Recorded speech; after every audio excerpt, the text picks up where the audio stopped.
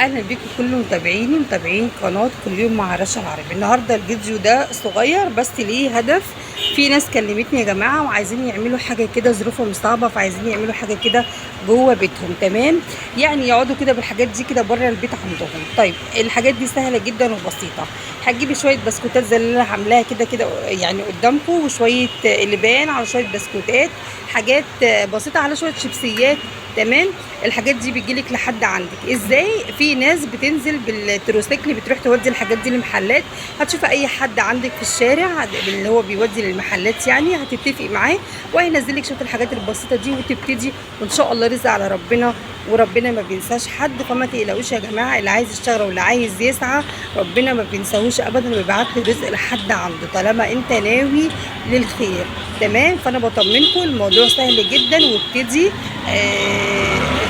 في حد معين بعت لي الرساله دي وقال لي ان هو عايز يعمل كده، فانا بطمنكم ابتدوا وربنا معاكم ان شاء الله.